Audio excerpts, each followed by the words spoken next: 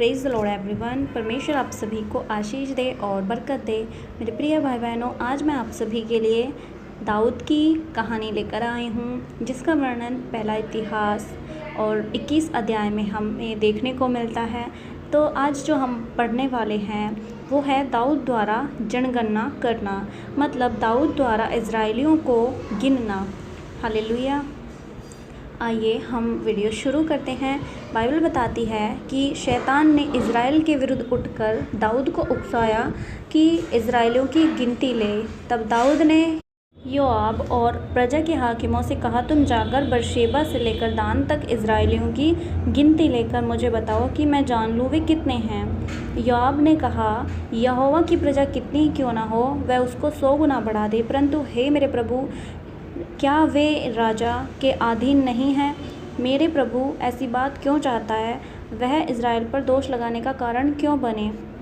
तो भी दाऊद की आज्ञा योआब पर प्रबल हुई। तब योआब विदा होकर इज़राइल में घूम कर लौट कर आया। तब योआब ने प्रजा की गिनती का जोड़ दाऊद को सुनाया, और वे सब तलवार चलाने वाले पुरुष इज़राइल के तो 11 लाख और यहूदा के 4,70,000 ठहरे, परंतु इनमें से योआब ने लेवी और बिन्यामीन को ना गिना, क्योंकि वह राजा की आज्ञा से घृणा करता था। यह बात परमेश्वर को बुरी लगी, इसलिए उसने इज़राइल को मारा। दाऊद ने परमेश्वर से कहा, यह काम जो मैंने किया है महापाप है, परंतु अब अपने दास का अधर्म दूर कर, मुझसे तो बड़ी मूर्खता हुई है। तब यहोवा ने दाऊद से दर्शी गाद से कहा, जाकर दाऊद से कह, यहोवा यूँ कहता है कि मैं तुझको 3 विपत्तियाँ दिखाता हूँ, उनमें से एक को चुन ले कि मैं तुझ पर डालूँ। तब गाद ने दाऊद के पास जाकर उससे कहा, यहोवा यूँ कहता है कि जिसको तू चाहे उसे चुन ले, या तो 3 वर्ष का अकाल पड़े, या 3 महीने तक तेरे विरोधी तुझे नष्ट करते रहें और तेरे शत्रुओं की तलवार तुझ पर चलती रहे, या 3 दिन तक यहोवा की तलवार चले, अर्थात मरी देश में फैले, और यहोवा का दूत इज़राइली देशों में चारों ओर विनाश करता रहे। अब सोच कि मैं अपने भेजने वाले को क्या उत्तर दूं। दाऊद ने गाद से कहा, मैं बड़े संकट में पड़ा हूँ, मैं यहोवा के हाथ में पड़ूँ। उसकी दया बहुत बड़ी है, परंतु मनुष्यों के हाथ में मुझे पड़ना ना पड़े। तब यहोवा ने इज़राइल में मरी फैलाई और इज़राइल में 70,000 पुरुष मर मिटे। फिर परमेश्वर ने एक दूत यरूशलेम को भी उसका नाश करने को भेजा, और वह नाश करने ही पर था कि यहोवा दुख देने पर खेदित हुआ और नाश करने वाले दूत से कहा, बस कर अपना हाथ खींच ले। और उस समय यहोवा का दूत यबूशी अर्नोन के खलिहान के पास खड़ा था। दाऊद ने आंखें उठाकर देखा कि यहोवा का दूत हाथ में खिंची हुई और यरूशलेम के ऊपर बढ़ाई हुई तलवार लिए हुए आकाश के बीच में खड़ा है। तब दाऊद और पुरनिये टाट पहने हुए मुँह के बल गिरे। तब दाऊद ने परमेश्वर से कहा, जिसने प्रजा की गिनती लेने की आज्ञा दी, क्या वह मैं नहीं हूँ? हाँ, जिसने पाप किया है और बहुत बुराई की है, वह तो मैं हूँ, परंतु इन भेड़ बकरियों ने क्या किया है? इसलिए हे मेरे परमेश्वर यहोवा, तेरा हाथ मेरे पिता के घराने के विरुद्ध हो, परंतु तेरी प्रजा के विरुद्ध ना हो कि वे मारे जाएं। तब यहोवा के दूत ने गाद को दाऊद से ये कहने की आज्ञा दी कि दाऊद चढ़कर यबूशी अर्नोन के खलिहान में यहोवा के लिए एक वेदी बनाए। गाद के इस वचन के अनुसार जो उसने यहोवा के नाम से कहा था, दाऊद चढ़ गया।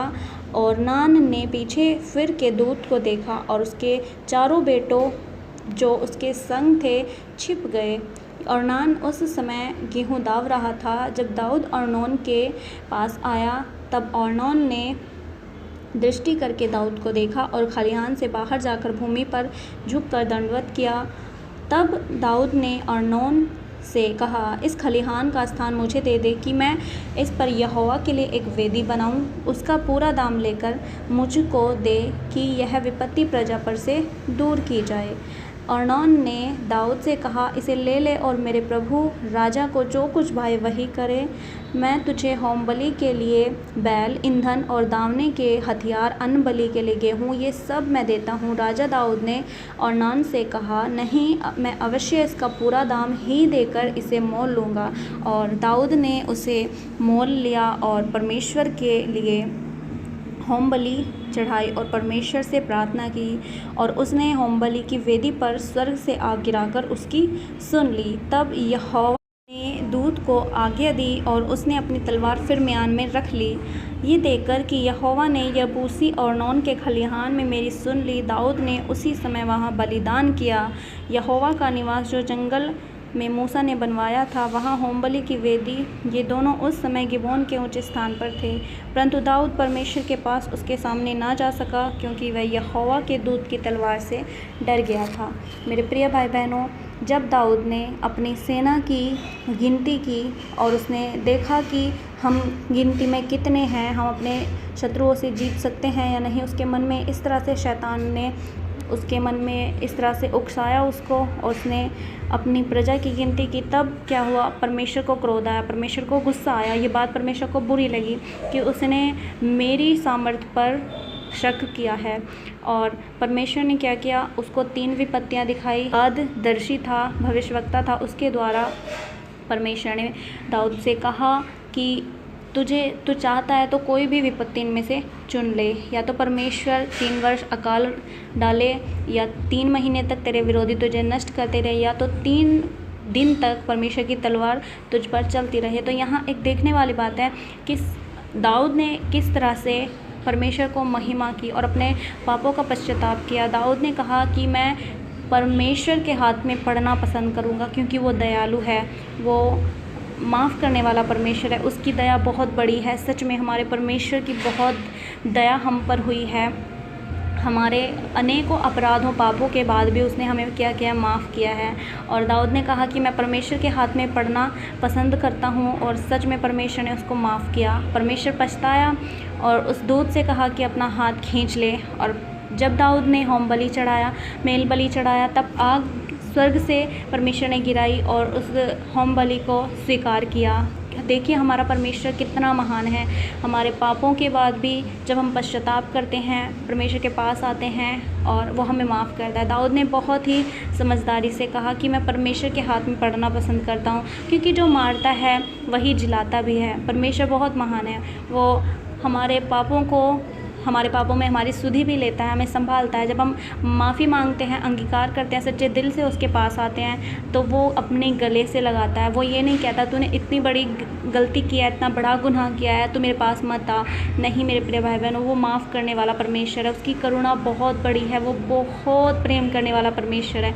उसकी दया, उसका प्यार हम सभी पर बहुत ही ज़्यादा है। हालेलुया। तभी उसने हम सभी को चुना है ताकि हम भी उसकी तरह बन सके। जैसे हमें उसने कहा है कि तुम भी अपने दिल को ऐसे ही पवित्र करो जिस तरह तुम्हारे बुलाने वाला पवित्र है।